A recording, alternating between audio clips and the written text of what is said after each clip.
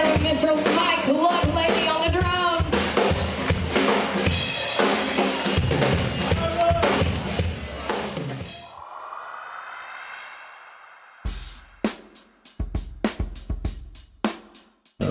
Seventh grade, I joined the band, and my dad said, you know, you've had a drum at the house for a long time, so why don't you play the snare drum in the band?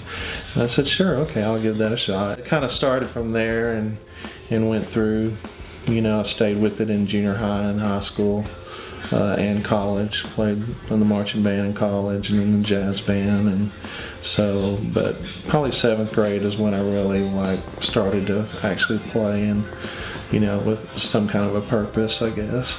One of the unique things about Mike is he defines the one and the three. He is a metronome. He is solid as a rock. Extremely talented, not only accomplished percussionist, but he plays a variety of instruments. Any kind of percussion instruments. I play piano and keyboards. I also play a little guitar. I'm not as efficient on those as I am on the other ones, but that's kind of a work in progress. I definitely say my dad's biggest talent is the drums. He's super good at piano too, and he can play by ear, but the drums are his main thing. He's been doing that for the longest, and that's really where he excels. He's really good at that.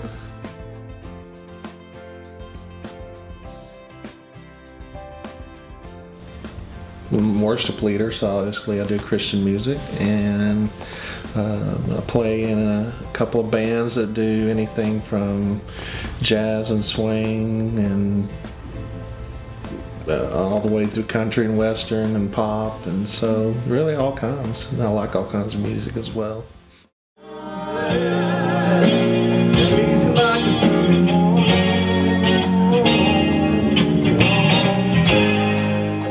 Everybody in my family is involved in music, so obviously it's going to be a big dominant factor in our factor in our life, and we've just had many cool experiences because of music, and it's always going to be a factor in our lives, and it's just kind of something that brings our family together.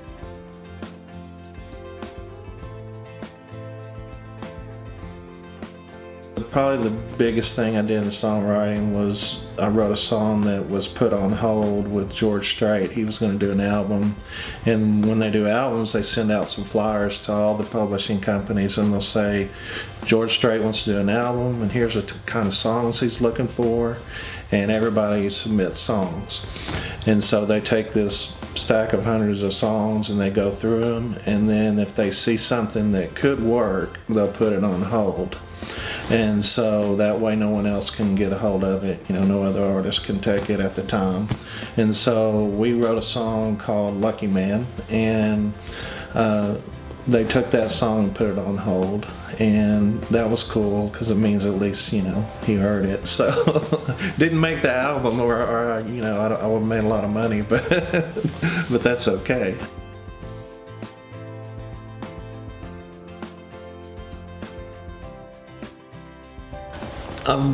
Probably my biggest bucket list thing would be Red Rocks, when we play Red Rocks in Colorado.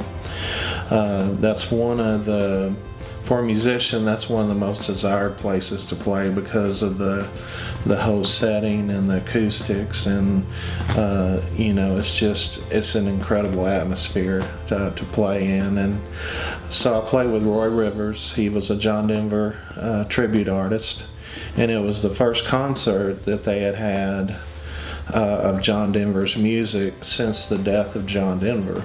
So a lot of people were really kind of, they had asked for this before, for there to be a John Denver concert, and they never had done one, and it had been a long time. And as a matter of fact, that night they brought John Denver's mother and brother out on stage before the concert and gave them some recognition and everything, and that was kind of a special moment.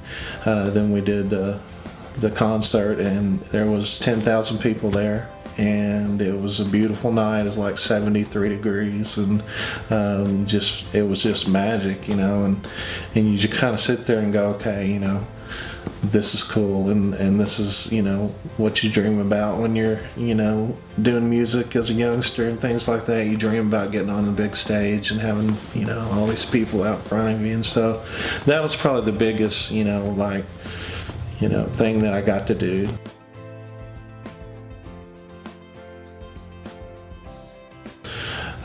Yeah, it's impacted me a lot, because it's you know, basically it's the way that how I make my living is with music. So yeah, big impact.